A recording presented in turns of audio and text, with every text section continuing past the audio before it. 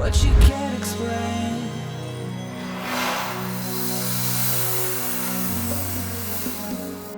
It's coming back again.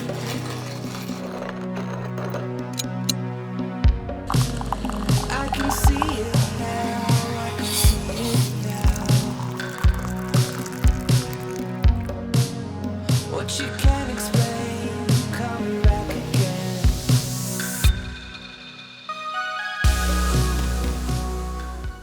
Hello everyone, welcome back to my channel and thank you for joining me for another coffee and crime time. So today's case, it's kind of crazy. The way that it all went down is crazy, but in my opinion, the motive, the intention, everything behind it, it's a tale as old as time. It started as a twisted game of seduction and deception, an online encounter between two strangers drawn together by the dark allure of a fetish website. 39-year-old Joseph Ryan believed he was stepping into a consensual fantasy filled with blindfolds, restraints, and submission. But when he walked through the door of a quiet suburb home in Herndon, Virginia, he wasn't stepping into pleasure. He was walking straight into a trap. Hours later, both he and 37-year-old Christine Banfield, the woman he thought was meeting, they were both dead. So what really happened inside that house, and how did a seemingly normal marriage, a live-in nanny, and an online BDSM rendezvous spiral into a crime scene soaked in blood?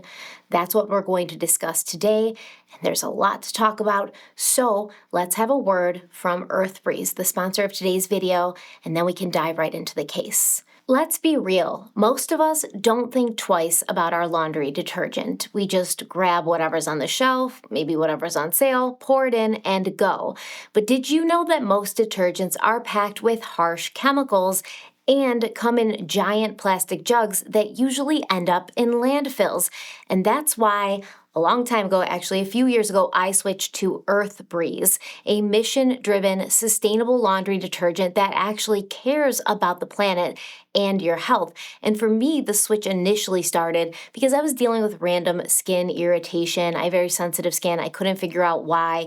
I changed out my body wash, my perfume, my lotions, everything, and it ended up being the laundry detergent. It turns out that a lot of laundry detergents contain optical brighteners and unnecessary chemicals that can linger on your clothes and irritate your skin. So I tried Earthbreeze laundry sheets, and they are hypoallergenic, free from optical brighteners, and dermatologist tested. And honestly, I noticed a huge difference in my skin after switching. Did you know that 500 million plastic detergent bottles end up in landfills and oceans every year? That's insane. It's unacceptable. Earthbreeze ships in compact, plastic-free packaging, and because it's 21 times lighter than traditional detergent, it dramatically reduces the carbon footprint of shipping. It's literally a win-win. You get fresh, clean clothes without the plastic waste or harmful chemicals. I also love using Earthbreeze for all my clothes, but specifically my athleisure. A lot of athleisure is made with technical fabrics, so it needs to be treated differently in the washing process in order to retain like the elasticity of these pieces, these clothing pieces. And a lot of athleisure can be expensive, so if you're paying a lot for yoga pants, you kind of want them to last as long as possible, and Earthbreeze comes in clutch for that. So if you've been thinking about making more sustainable choices in your daily routine, this is such an easy switch. There's no big jugs, you don't have to worry about spills, no more worrying about what's in your detergent. You just toss in a pre-measured sheet. It's just a sheet. No like detergent spilling all over the place, getting on your hands, getting all over everything. Just toss in the pre-measured sheet, you're good to go. And right now you can get 40% off with auto shipment when you sign up at earthbreeze.com/Stephanie. Once again, that's earthbreeze.com/Stephanie, a simple way to make a difference every time you do laundry. Thank you so much to Earthbreeze for sponsoring today's video, and let's dive in. In 2021, Christine Banfield was living on Stablebrook Way in Herndon, Virginia, with her husband, IRS agent Brendan Banfield, and their 2-year-old daughter. Now, Herndon, located in Fairfax County, has a small town feel filled with local small businesses, friendly people, and a farmer's market every Thursday. Conveniently located 22 miles west of Washington, D.C., the town has a high-rated public school system and is known for being kind of expensive to live in, very expensive to live in. Herndon's cost of living is 45.1% higher than the national average. Housing there is 116% higher than the national average, and even groceries will cost a Herndon resident 12% more than other areas in the United States, which it's like, I don't want to live there if I'm paying over 100% more for a house than I would in other places. That's absolutely insane. Housing prices are already bananas. But because of its proximity to the nation's capital, Herndon is perfectly located to be home to plenty of government workers, like many other Northern Virginia towns. And apparently, these people are paid well enough to afford to pay over $1 million for a home. So Brendan Banfield, he's been working for the IRS since 2009, and in 2020, he began working for their criminal investigative units, the criminal investigative unit of the IRS. This is a position in which he would often be armed, like with a weapon. So Christine, his wife, was known to be a devoted and loving mother who was described as being intelligent, bubbly, and generous. She worked as an ICU nurse, where she was considered a patient advocate and incredibly compassionate. There was a ton of people, former patients of hers, who came out and said that, obviously going through health issues, going through surgeries, going through scary times, and being away from your home, being in a hospital, a place that you're not familiar with, not feeling super safe, not feeling super, secure, she made all the difference for them because she was their nurse and she made them feel safe and comfortable and, happier to be there. So the home that Christine, Brendan, and their daughter lived in was a 5-bedroom, 3.5-bath brick mansion valued at about $1.1 million. And since they had a hefty mortgage and both of them worked careers that were demanding of their time, the Banfields decided to hire some live-in help.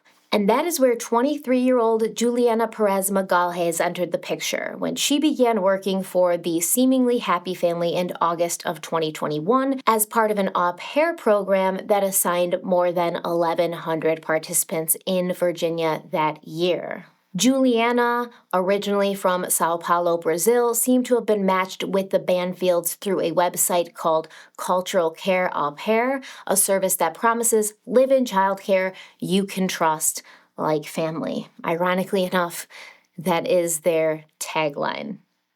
And you'll see in a minute why it's ironic. So on February 24th, 2023, police arrived to the Banfield home at 8:13 in the morning after receiving a 911 call during which Brendan Banfield claimed he had walked into his bedroom to find a strange man stabbing his wife.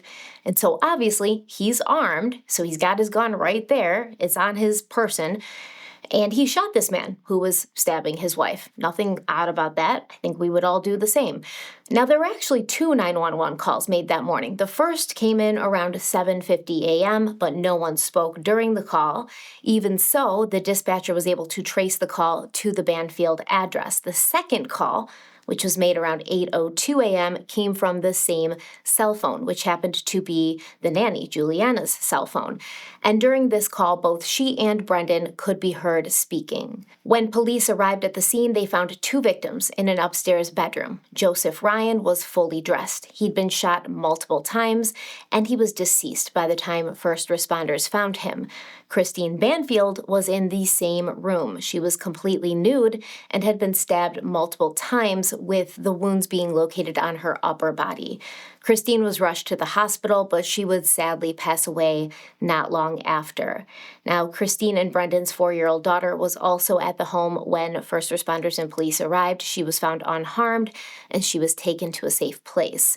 2 guns and a knife were also recovered from the scene. 2 guns, remember that. So obviously the 2 people who were present, the 2 people who had called 911, would be questioned, and those 2 people were Brendan Banfield and the au pair who'd been living in his home, Juliana Perez Magalhaes. We have body cam footage from when law enforcement arrived on the scene, and in this footage we get to see what Juliana's initial reaction was, as well as what her story about what had happened there unfolded, as well as to hear her story unfold about what had happened at the Banfield home that day. I'm sorry. Gosh, What's going on this morning? I was going out. It's okay. Take a breath. It's okay. Take a minute, okay? I need some water. You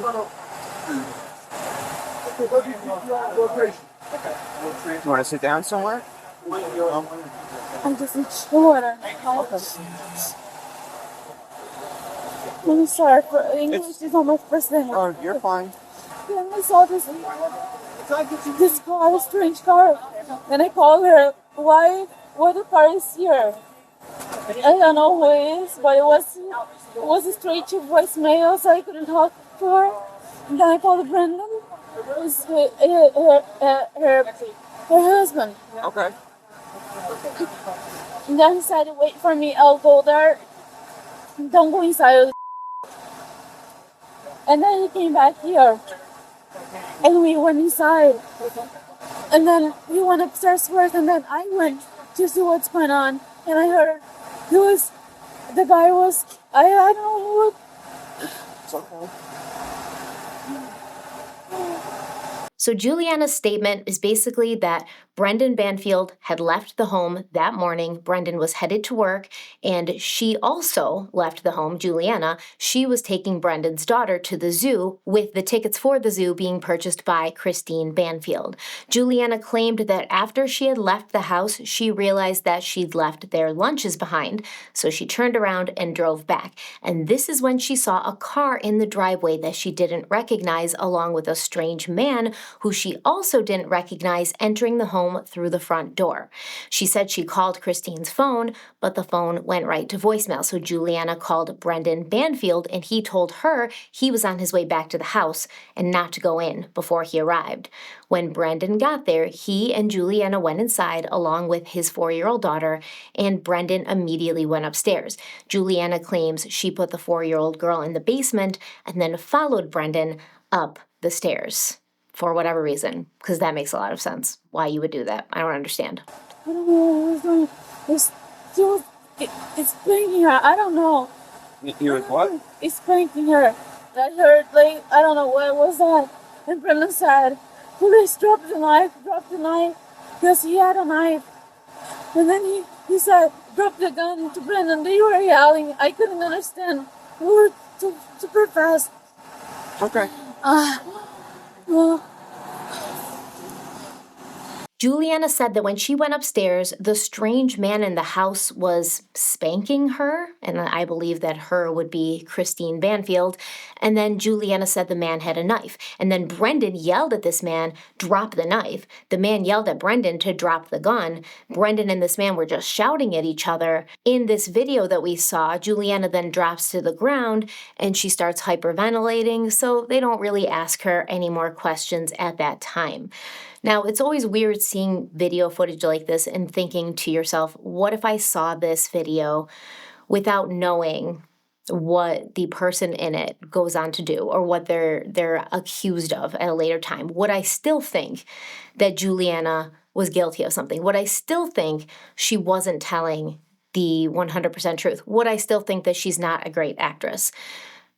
That's hard for me to sort of parse through in my own brain because I did have an inkling of what Juliana would be accused of at a later time. And when I'm watching this video that the first responders took of her trying to explain and her doing this whole dramatic thing, like she can't breathe, she can't even get the words out, stuff like that. It's like, I don't believe you. I think you're lying. I think that you're trying very hard to behave in a distressed way. And who knows? Based on what Juliana saw in that house, her distress could be real.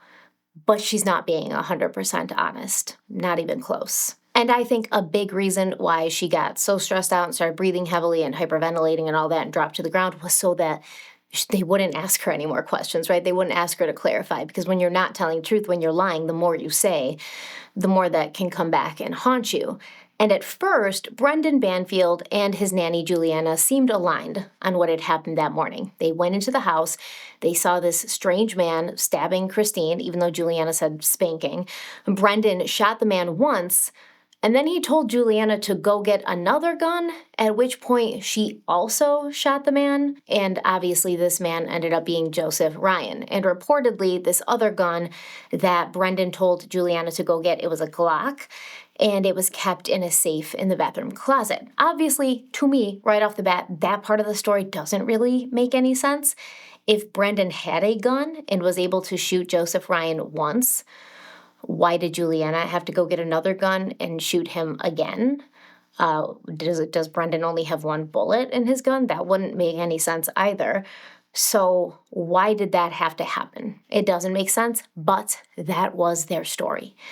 So during a press conference led by Fairfax County Police Chief Kevin Davis, the names of the two witnesses, Brendan and Juliana, were not given, but there was some suggestion, even at that early time, that law enforcement didn't think the crime had gone down exactly the way they'd been told. The husband of this home, who I am not going to identify beyond identifying him as in this home, who I am not going to identify beyond describing her as an au pair. At that 802 911 cell phone call, the husband and the au pair communicate with the 911 call taker. The husband tells the 911 call taker that he just shot a man inside of his home. And the husband tells the 911 call taker that the man who he had just shot had stabbed his wife. We still have a lot of work to do to identify who exactly, we have to prove it, who exactly shot and killed our male decedent, Joseph Ryan, and who exactly stabbed Christine Banfield to death. We know what our 911 caller, the husband, told us, but we have a lot of work to do to substantiate that claim, or to otherwise identify the person responsible for that crime. I stated at the earlier press conference that there was no forced entry whatsoever. This is not a home invasion. He appears, well, here's what I can say right now with certainty. He did not force entry into the home, and I don't know exactly what the nature of his presence in the home is all about just yet, but we're working hard to determine that. The husband was treated at a local hospital for a minor injury that he told us he had to his leg, and the husband has elected not to speak to Fairfax County detectives. The au pair is speaking with Fairfax County detectives right now. Davis said, quote, "We believe that all the persons responsible for what happened here today are known to us and were inside the home. Again, 2 inside the home were dead, and the other 2 persons were present." End quote. Now that could mean several things, but I think what Chief Davis is trying to communicate here is, hey, there's no outside influences. This isn't like a burglary or a home invasion. The people that we have here, 2 deceased and 2 alive, they are wholly responsible for everything that happened here. And there could be many different, ways it had gone down, many different combinations of things that could have happened, but they're all here. The neighborhood's safe. You guys don't have to worry about somebody prowling around out there, breaking into homes and stabbing people. So, for several months after, while investigators worked behind the scenes putting the pieces together, we, the public, didn't really hear anything, and we weren't getting any new updates. It was crazy, actually, how little we were getting. It was this huge, scandalous case with all of this stuff involved, and then crickets. March passed with nothing. Then April and May and June and July, and those who were following the case, like me, were commenting in forums like Web Sleuths that the lack of movement or news on the case was very strange. But then in October of 2023, an arrest was made, and it would be a surprising one. A murder mystery the neighbors say rocked their neighborhood for the last 7 months has taken a new turn. Fairfax County Police arrested and charged 23-year-old Juliana Perez Malgajiz for the murder of a man who was inside the Herndon home she shared with a husband, wife, and their young daughter. The victim was 39-year-old Joseph Ryan. They found a horrific scene. What they did is they found Christine Banfield in an upstairs bedroom. She had been stabbed multiple times in the upper body, and Joseph Ryan, who had been shot multiple times in the upper body. The au pair is charged for Ryan's murder, but initially the husband, Brendan Banfield, told police that he shot Ryan. But police say there isn't any evidence that Ryan broke into the house. The connection that we've been able to locate through the investigation is he was known to the victim, Christine Banfield. The wife and the man who was murdered knew each other. The au pair is charged with the murder that the husband claimed he committed. Police haven't said why Christine Banfield and Joseph Ryan might have been in the home together. The husband has not been charged with any crime, but police still haven't said who they believe stabbed and killed the wife. However, police stress that this investigation is not over, and it's possible additional people are arrested in connection with one, maybe both of these murders. Okay, so we got a lot of information in that little clip. Juliana, the au pair, was charged with the second-degree murder of Joseph Ryan. And we have to talk about what prompted that arrest and charge. We also heard that the police determined that Joseph Ryan and Christine Banfield were known to each other. And we have to talk about exactly what that means because it's not as straightforward as you might think. Before Juliana's arrest, a search warrant was executed at the Banfield home, and during this search, they found some interesting things in the master bedroom and on Christine Banfield's computer. On October 13th, investigators entered the home and were greeted by framed pictures of Brendan Banfield and his nanny, Juliana, looking all cozy, looking like a couple, and these pictures were kind of scattered around the master bedroom. There was a framed one right on the bedside table. And this is the very same room where Brendan's wife, Christine, had been stabbed to death just 8 months prior. So Brendan either moved on really quick or there was something going on prior to his wife being murdered. Now, one picture was from a trip that the two had taken to New York City 4 months prior to the murders of Christine Banfield and Joseph Ryan. So obviously something had been going on for quite a while Brendan's wife was still alive. And I mean, lucky for him, he wanted to move on. He wanted to be with someone else. Some weird guy with a knife just strolled into his house and took care of it for him, right? Right? No.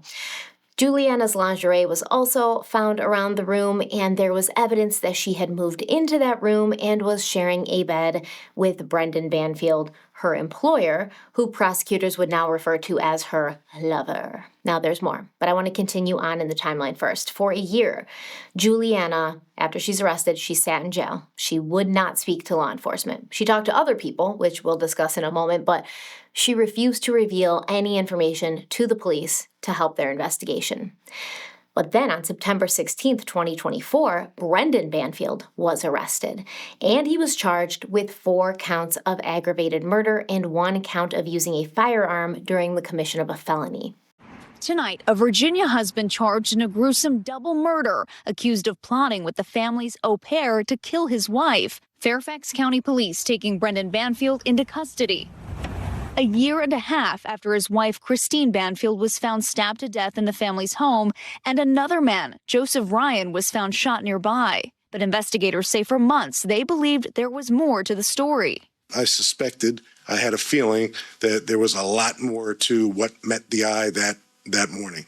And certainly it has taken a road 570 days later where we are finally in a position to announce that 2 persons are being charged and held responsible. 8 months after the killings, police arrested Magalhaes, accusing her of firing the shot that killed Ryan after a forensic analysis of the scene. Prosecutors now say they believe it was all an elaborate plot to eliminate Christine so Brendan and Magalhaes could be free to be together. Anything to say about your wife's death? Brendan Banfield's arrest on charges of aggravated murder and use of a firearm, just the next step in potentially proving that theory. We're not finished yet. We still know we have more work to do, but I can tell you that this case has been something that's been on my mind. The following month, in October of 2024, Juliana pleaded guilty to manslaughter in the death of Joseph Ryan, and she basically took a deal and agreed to cooperate with the prosecutors in their case against Brendan Banfield for this lower charge of manslaughter. Now, throughout this time, there were hearings during which prosecutors revealed to the judge what evidence they had against the devious couple. For instance, both Brendan and Juliana replaced their cell phones right before the murders. Juliana got a new phone 8 days before, and Brendan got a new phone just 4 days before. But when law enforcement originally took Brendan's phone, they still found pictures of himself and Juliana in the phone, looking like they were together, looking like they were a couple. The prosecutors also noted that this was not Brendan Banfield's first affair, and that there were at least several other women, but at least one woman who had been interviewed by law enforcement who alleged that she had been involved in a relationship with Banfield in the past. Quote, multiple credible women confirmed this fact, including one in particular who told them that during the course of her affair with this defendant a few years ago, he would constantly promise to leave his wife. Eventually, he told her, it would be so much easier for us if she was not around. End quote. He's bold. I don't understand men that spend months or even years telling everybody around them they're like, oh, I don't like my wife. I don't want to be with her. It would just be easier if she would just disappear. And then the wife dies and the husband's like, what? That wasn't me. Why would I would never even think about doing that. I loved her. So when police had gone into the Banfield home to execute a search warrant, they went on Christine Banfield's computer and they found something called a FetLife account that had been created for Christine Banfield. And using this account, someone pretending to be Christine had been communicating and flirting with Joseph Ryan. Now, FetLife.com is a website frequented by users who engage in BDSM fantasies. No judgment. What you do in your bedroom is completely your business. You deserve privacy for that. I don't judge what anybody does in the bedroom. But this site, it appears, was used to set Joseph Ryan and Christine Banfield up. So the username on the FetLife site that someone claiming to be Christine Banfield had used was Anastasia9. But according to prosecutor Eric Klingon, quote, there was not one iota of evidence that she was into knife play, binding, or BDSM, end quote, meaning Christine. There's no evidence anywhere else in her life, on her computer, with her friends, family. Nothing would suggest that Christine Banfield had this secret, eyes wide shut kind of sexual fantasies. Nobody had ever heard of that. There was no evidence that she was into anything like that. Now, during the chats with Joseph Ryan, this Anastasia9 person would claim that she cheated on her husband all the time. She, had affairs with other men whenever she wanted to. And Joseph Ryan would talk to a friend about this woman he was speaking to on this site. And he told this friend that Christine's marriage was not entirely monogamous, but it was his understanding that her husband, Brendan Banfield, was aware of his wife's extramarital activities. Now, apparently, Joseph Ryan was actually into this sort of fetish activity, but he wasn't secretive about it. According to his friend Don Arnold, those who knew Joseph Ryan said that outside of these fantasies, he was not a violent man whatsoever, and he actually had a lot of respect for women, and nobody had any issues with him. He has no criminal history. He seems like a normal, good guy. Ryan Campbell, Juliana's attorney, gave the Washington Post some more details on what transpired between Joseph Ryan and Anastasia 9. He said, quote, using Telegram, an encrypted messaging app, Ryan and Anastasia 9 discussed rough sex, including experimenting with blood play, an arrangement in which one person deliberately cuts another, end quote. And the profile picture that Anastasia 9 used on her FetLife account, well, according to the authorities, Christine Banfield had sent that exact picture, which featured her in a bathing suit, to her husband Brendan a month before she was murdered in cold blood. And surprise, surprise, hours after Brendan Banfield received this photo, it was uploaded to Anastasia 9's FetLife account. Huh. I mean, I guess you could say Christine Banfield did it, right? I guess you could say that Christine Banfield had this secret life that she just didn't tell anybody about. She created this FetLife account. She uploaded that picture, and the only reason it was uploaded the same day that she sent it to Brendan was because she took it to specifically upload to the FetLife account, and she just sent it to her husband, as well. But I don't know. It looks like only one person was having an extramarital affair in this situation, and it wasn't Christine Banfield. It was Brendan Banfield and the woman that lived in the house with him and his wife and his child. Weird. In court documents, the prosecution stated, quote, Brendan Banfield settled on Joseph Ryan, the victim in this case, and lured him to the Banfield home on the morning of February 24th, 2023.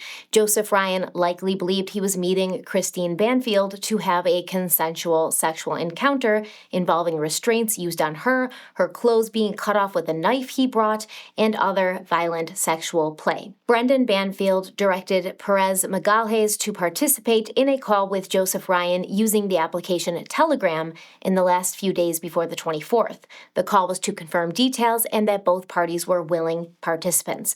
At various points before the 24th, Perez Magalhaes expressed to Brendan Banfield that she did not believe he would go through with this plan, and at other times, she told him she did not want to continue, but he insisted that it was too late for her to back out. End quote.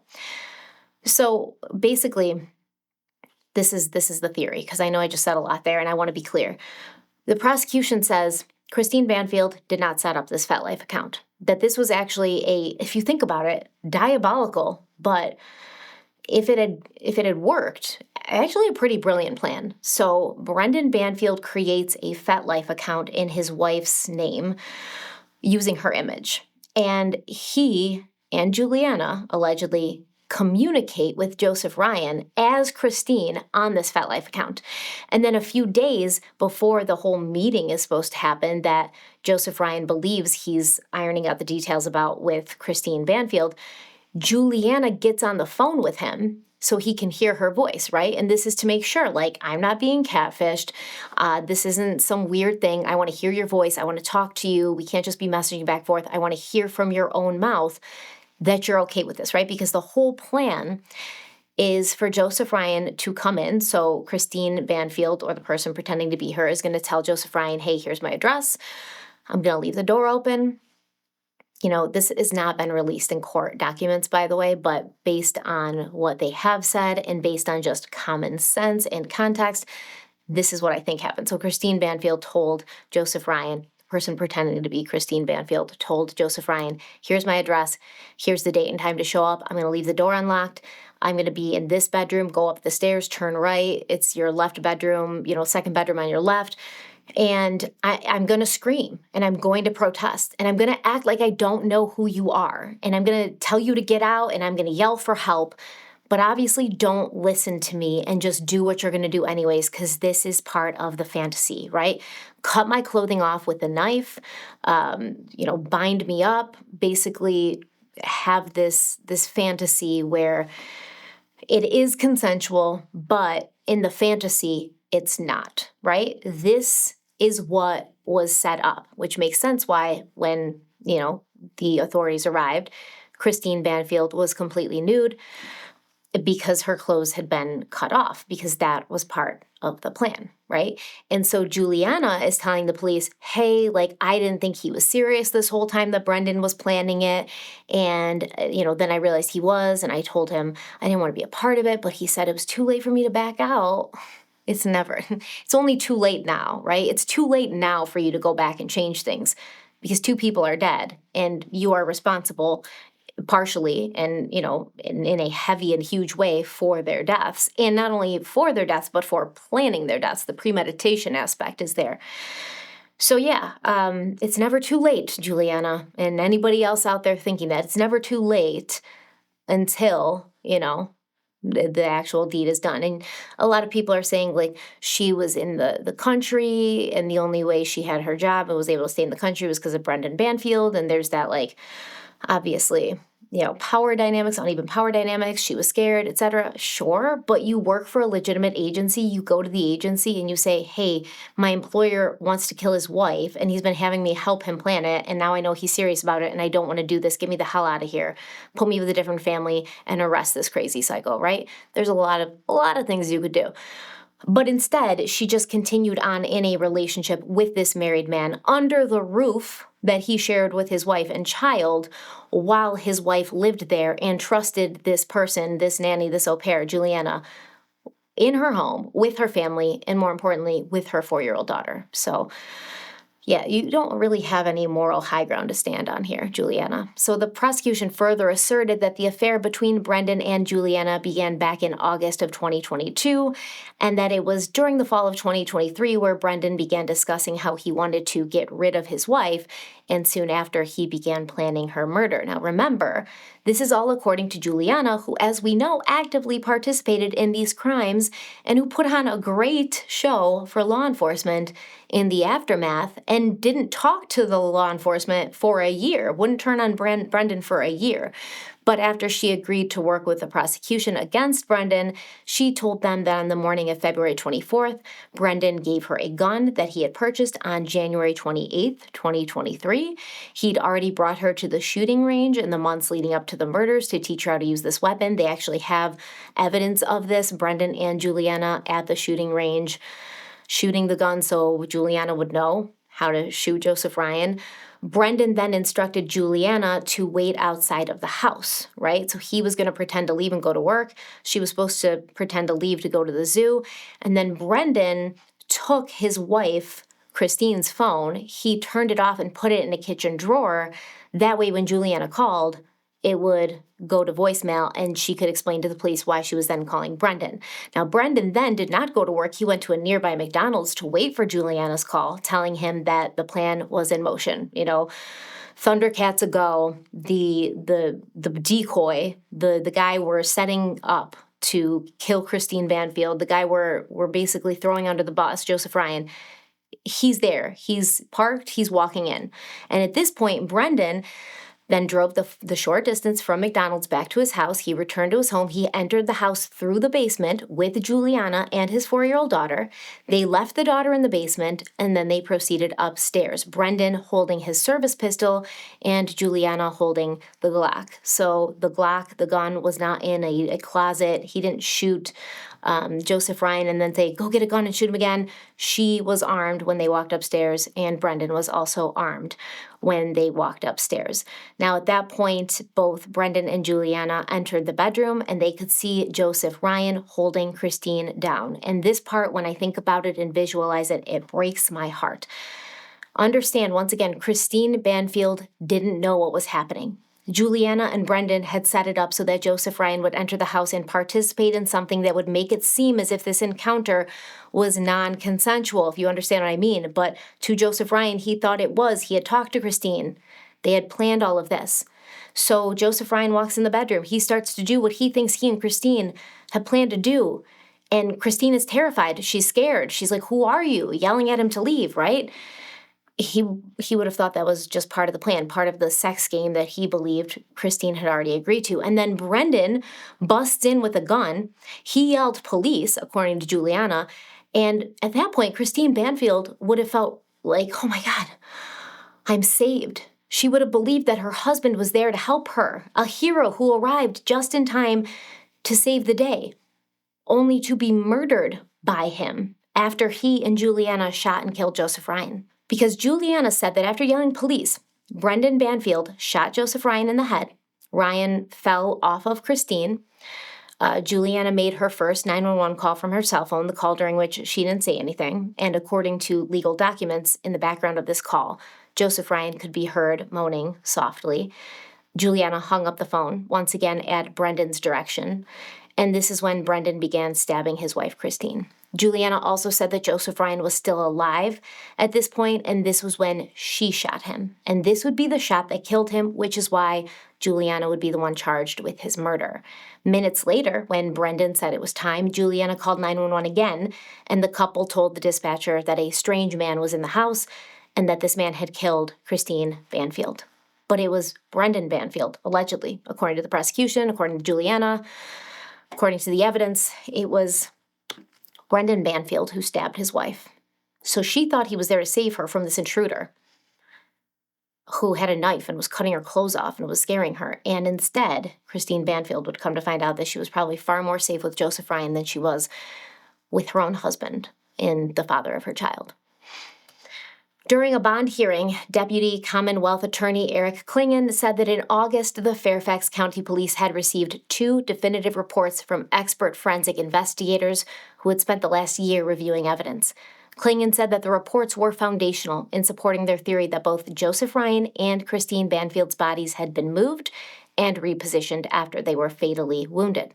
Additionally, not only had the arms of Joseph Ryan been moved, but someone had smeared Joseph Ryan's arms with Christine's blood. Setting up the scene, staging the scene. Prosecutors also talked to the judge about how close the 3 major D.C. area airports were. They showed evidence that Brendan Banfield had started to learn Portuguese, and he was preparing for a life in Brazil, which would make him a flight risk. They also showed that Brendan Banfield had driven Juliana to the Brazilian consulate to apply for a new passport. Maybe Brendan had been planning to flee the country to the home of his lover because maybe he felt that Juliana would remain loyal to him, and as we know, for a year she did. She did sit behind bars and she didn't say anything, and during that time, Juliana communicated almost daily with either Brendan Banfield or his mother, Teresa Banfield. Because we know these mama boys, man, they will always have the support and love and just blind acceptance from their mothers, even when they do things that are illegal and violent and wrong and bad. Cindy Watts can tell us that. Roberta Laundrie can tell us that. I mean, I can go on. Scott Peterson's mother, I forget her name, she can tell us that. So in a search warrant affidavit, detectives wrote that while Juliana was jailed, she would communicate with these 2 people, Brendan and his mother, by phone.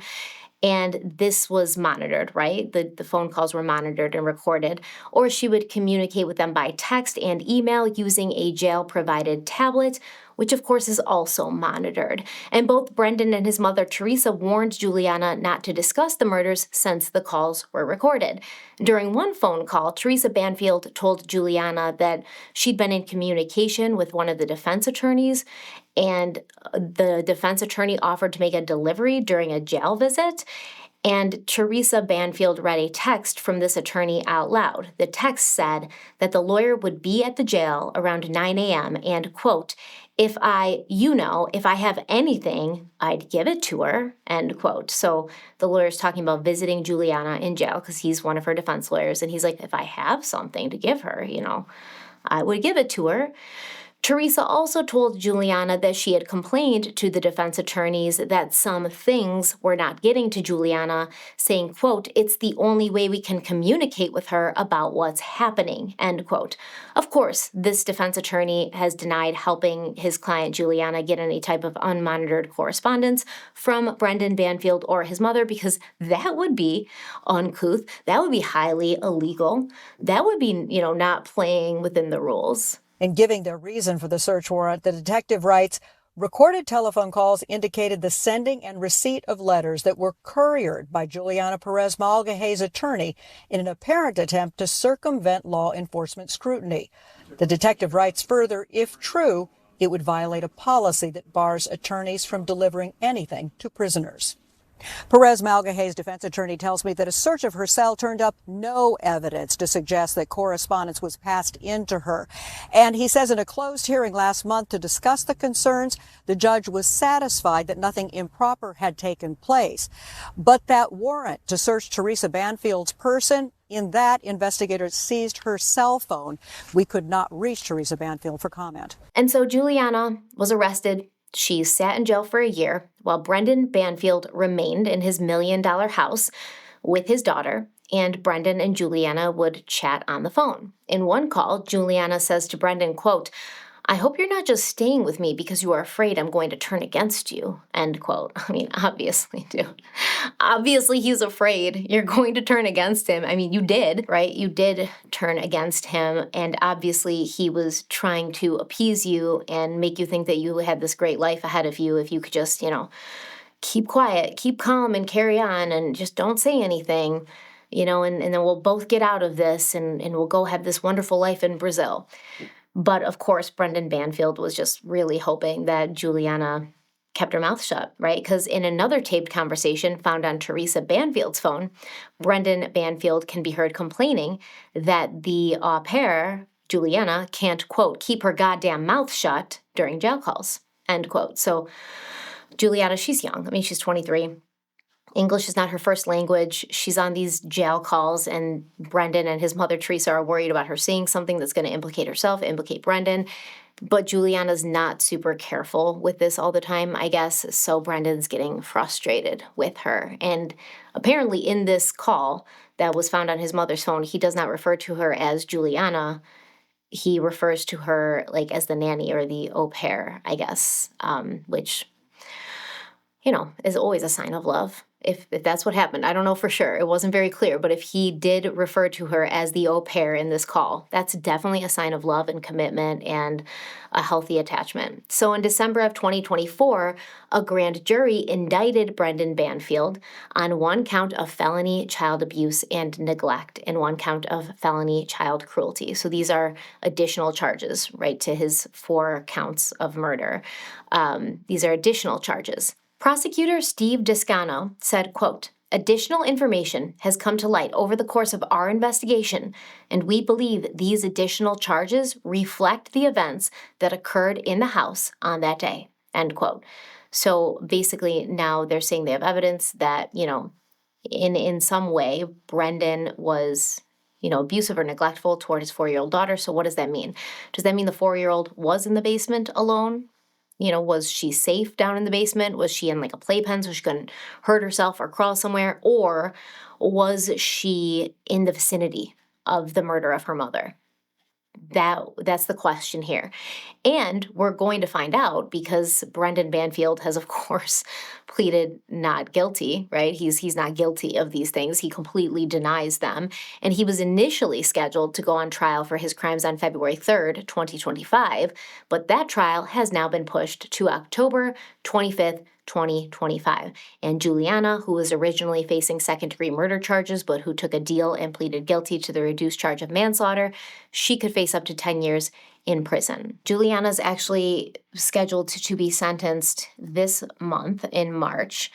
And I guess at this point, with the plea deal with Juliana being a huge step forward, especially when considering the trial against Brendan Banfield, Steve Descano, one of the prosecutors, has said that much of the information that led to this agreement cannot be made public at this time due to the upcoming criminal trial against the other defendant in this matter, which means they have so much more, dude. Okay, so much more information against Brendan Banfield that we just haven't heard yet, but we will hear during the trial, because I guarantee you Brendan Banfield is not at any point going to be like, okay, forget this trial. Let's not waste anybody's time. You got me red-handed. I tried to come up with this intricate, something out of a movie plot to get my wife out of the way so I could be with my nanny, but it didn't work. You got me. He is going to go all the way with this. And we are going to hopefully get a televised trial where we can see exactly what information and evidence they have against him. And Juliana from, prison now, or jail, I guess she'd still be in jail because she hasn't been sentenced, but she's been calling her mom and she's like, I miss you. I miss, home. I can't wait to be out of here soon. I can't wait to be home with you all again. And I don't know, man. I don't know if that's really going to be something that happens for her, at least not soon. I think that she probably should get the full sentence of 10 years.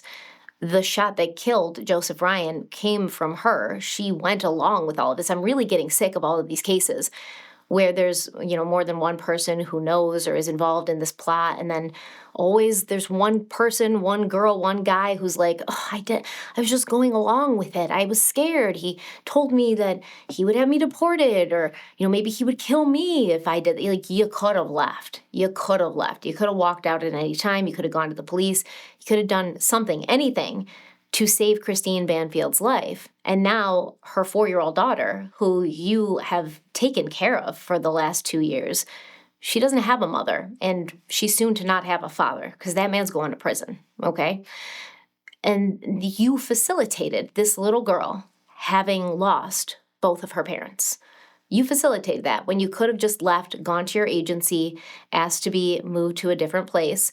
You could have gone to the police, but you thought this dude was in love with you. Or maybe you didn't think he was in love with you, but either way, he was going to be your ticket to the life that you wanted, right? She told her friends and her mother that there was things going on between her and Brendan. It wasn't like she was really trying to hide it from people. It wasn't like she was ashamed of it. It wasn't like she was in a position where she felt uncomfortable or unsafe. She was proud of, I guess, taking this woman's husband from her and continuing a relationship with him right under Christine Banfield's nose in her own home. And I think you deserve more than 10 years, Juliana. I'm going to be completely honest with you. The shot that you fired killed Joseph Ryan. The only reason she's even getting such a sweet deal, which to some people 10 years in prison might sound like a lot, but for what she did, the premeditation aspect, the actual being the person to have shot one of the victims who died, and that shot was what killed him. Just the fact that you're a horrible person who did this to begin with. The only reason she's not getting a longer sentence is because she's agreed to testify against Brendan Banfield. And I'm sure Juliana is hoping that with good behavior, she gets out with, time served and she gets paroled early. And if that does happen, that happens. That's not within anybody's control. But, yeah, I mean, she's young still, 23. Even if she serves 10 years, she's still getting out 33. She's got plenty of time to start a new life and hopefully make better choices this time. Brendan Banfield, he deserves to never see the light of day again. And the person that I feel horrible for in this situation, obviously Joseph Ryan and Christine Banfield, who were completely set up, who had no idea that anything was happening, who had no idea that such nefarious demons were plotting behind their backs. But I feel bad for Christine Banfield's 4-year-old daughter, who, like I said, lost both her parents and appears to have lost a mother that was a great mother. Everybody talked about it, and I didn't want to talk about it a ton at the beginning because we always spend a lot of time talking about the victims, and it's always like, oh, they were the best thing ever. They lit up a room when they entered. Their smile, shined the lights of heaven, and angels sang. It's always the same stuff, but the amount of people that talked about Christine, whether it was people she worked with, whether it was her patients, whether it was her friends, whether it was her family, whether it was just people in her neighborhood, whether it was people at her child's daycare or the gym, they all were like, she's the nicest person ever. And what they all said that was the same was how much she loved her daughter and how much she loved being a mother. And honestly, kids need more parents like that. They need parents that love them and who not only love them, but love being their parent and, do fun things with them and stimulate their minds and spend time with them. And that's the mother that Christine Banfield was. And now she's gone. And it's just so sad. Obviously, Joseph Ryan being gone is incredibly sad as well. He has family, he has friends, his mother spoke out and said he was just the nicest guy. He would do anything for his friends. Yeah, he's got some fetishes that some people might find to be weird, but he was going about, fulfilling those in what he thought was a safe and consensual way. And once again, I don't judge anybody for what they're into behind closed doors in the bedroom. Most people have fantasies that if were acted out in real life, they would not like them. But the fact that they're acted out with a consensual partner, it lets you kind of get that out without, having anybody get hurt or anything dangerous happening. I don't judge Joseph Ryan for that, but it does seem like Brendan Banfield specifically picked this site and this person because he felt that Joseph Ryan would be less of a perfect victim than Christine. Joseph Ryan, there would be people out there who would judge him and be like, oh, he was into that. Maybe he did do it. Maybe he did kill Christine because he was into this stuff with cutting and knife play. Maybe he did do it. That's what Brendan Banfield is hoping for, because Brendan Banfield is like, look at me. I am this government worker. I'm an IRS agent. I wear a suit to work. In the neighborhood, everybody knows I like football, and I'm just like some down-to-earth, home guy who's really, loves his family and has a good job and brings a good paycheck and provides for his family and takes care of his wife and kid. And who's going to believe this weird fetish guy over me? That's what Brendan Banfield is thinking. But what he didn't realize is that he's not a criminal, and he may be smart when it comes to numbers and math. I mean, I hope he is. He's an IRS agent. But he's not smart when it comes to planning a crime, because it doesn't always go the way you see it go on your favorite TV show or movie. There's evidence left behind everywhere. You left evidence behind everywhere, dude. And now, well, your life's over too, as far as I'm concerned, because I really don't see how this guy's going to get away with this. I really don't see. And I keep reading in all these articles oh, this is stunning. This motive that Brendan and Juliana had is stunning. I don't think it is. I think that this is, like I said at the beginning, a tale as old as time. A man like Brendan, who, by the way, I don't know if there's any truth to this, but there was a lot of people on Reddit being like, that dude's always been weird. I went to high school with him. I went to college with him. I knew him 10, 15 years ago. He's always been weird and kind of a creepy creep and, always ogling women and drooling over women. What happened is Brendan Banfield had a wife who was wonderful, but maybe he's I want someone younger. I want someone better looking. I want someone who, I can have on my arm and people will be like, ooh, look at him. He's got a young, hot Brazilian nanny on his arm. He cared very much about that.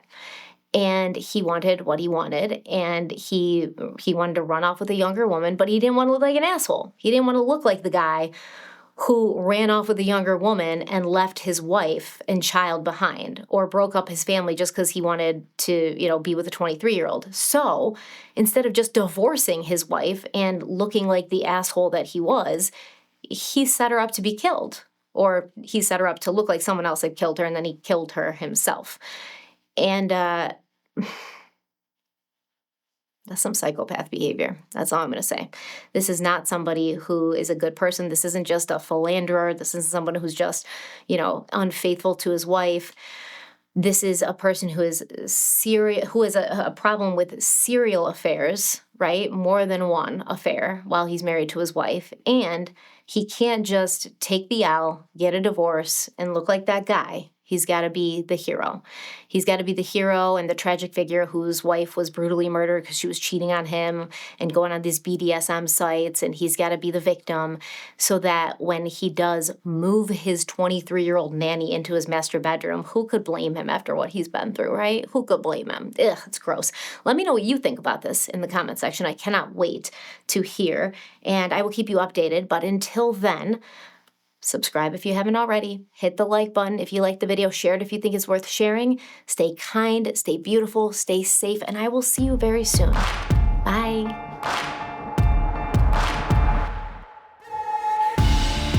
Oh, the levee don't break now. And the bottle's going straight down.